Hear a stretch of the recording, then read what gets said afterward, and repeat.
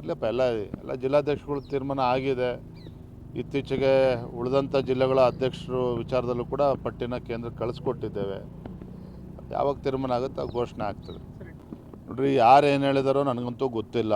ಆದರೆ ಒಂದಂತೂ ಸತ್ಯ, ರಾಜ್ಯದ ಆಡಳಿತ ಪಕ್ಷದಲ್ಲಿ ದಿನೇ ದಿನೇ ಮುಖ್ಯಮಂತ್ರಿ ಸ್ಥಾನಕ್ಕೆ ಪೈಪೋಟಿ ಹೆಚ್ಚಾಗ್ತಾ ಇದೆ. ಸಿದ್ದರಾಮಯ್ಯನವರು ರಾಜೀನಾಮೆ ಕೊಡಬೇಕು, ತಾವು ಮುಖ್ಯಮಂತ್ರಿ ಆಗಬೇಕು ಅಂತೇಳಿ ಅನೇಕರು ಇವತ್ತು ಕಾಯ್ತಾ ಇದ್ದಾರೆ. ನಾನು ಅವತ್ತೂ ಕೂಡ ಹೇಳಿದ್ದೇನೆ, ರಾಜ್ಯದಲ್ಲಿ ಕ್ಷಿಪ್ರ ರಾಜಕೀಯ ಬೆಳವಣಿಗೆಗಳು ಆಗೋದಿದೆ.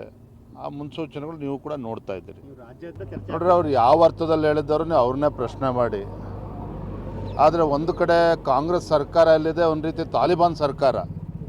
ಹಿಂದುತ್ವಕ್ಕೂ ಕೂಡ ಇಲ್ಲಿ ಗೌರವ ಇಲ್ಲ, ಹಿಂದೂಗಳಿಗೂ ಕೂಡ ಗೌರವ ಇಲ್ಲ. ಆ ರೀತಿ ಒಂದು ಪರಿಸ್ಥಿತಿ ನಿರ್ಮಾಣ ಆಗಿದೆ.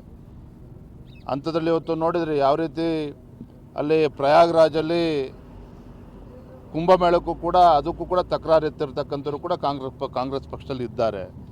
ಇದ್ರ ಮಧ್ಯೆ ಡಿ ಕೆ ಶಿವಕುಮಾರ್ ಅವರು ಸಹ ಕುಂಭಮೇಳಕ್ಕೆ ಹೋಗಿ ಬಂದಿದ್ದಾರೆ ಕುಟುಂಬ ಸಮೇತ. ಅಂದರೆ ಹಿಂದುತ್ವ ಏನು ನಮ್ಮ ಪ್ರಾಚೀನ ನಮ್ಮ ಒಂದು ಕಲ್ಪನೆ ಆಧಾರವಾಗಿ ಹೋಗಿ ಬಂದಿರೋ ನನ್ನ ಭಾವನೆ. ಆದರೆ ಇದ್ರ ಬಗ್ಗೆ ನಾನು ಹೆಚ್ಚು ಇನ್ನೇನು ಹೇಳೋದಕ್ಕೆ ಸಾಧ್ಯ ಅಲ್ಲ. ಡಿ ಕೆ ಶಿವಕುಮಾರ್ ಯಾವ ಅರ್ಥದಲ್ಲಿ ಹೇಳಿದ್ರೆ ಅವ್ರನ್ನೇ ಪ್ರಶ್ನೆ ಮಾಡಿ. ಆದರೆ ಭಾರತೀಯ ಜನತಾ ಪಾರ್ಟಿಗೂ ಆ ಬೆಳವಣಿಗೆ ಯಾವುದೇ ಒಂದು ಸಂಬಂಧ ಇಲ್ಲ.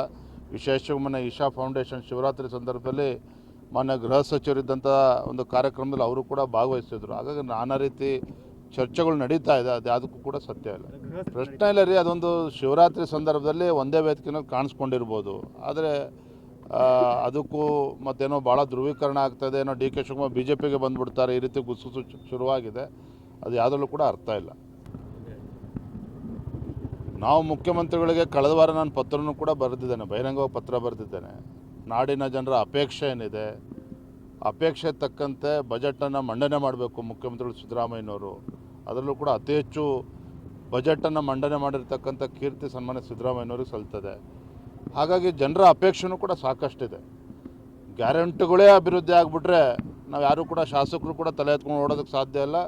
ಜನರು ಕೂಡ ನಮಗೆ ಕ್ಷಮಿಸೋದಿಲ್ಲ. ಅದನ್ನು ಅರ್ಥ ಮಾಡಿಕೊಂಡು ಮುಖ್ಯಮಂತ್ರಿಗಳು ಕ್ಷೇತ್ರಗಳಿಗೂ ಕೂಡ ಅನುದಾನವನ್ನು ನೀಡ್ತಾರೆ, ರಾಜ್ಯದ ಅಭಿವೃದ್ಧಿಗೆ ಪೂರಕವಾಗಿ ಬಜೆಟನ್ನು ಮಂಡನೆ ಮಾಡ್ತಾರೆ ಅನ್ನೋ ಆಶಾಭಾವನೆಯಲ್ಲಿ ನಾವು ಕೂಡ ಇದ್ದೇವೆ.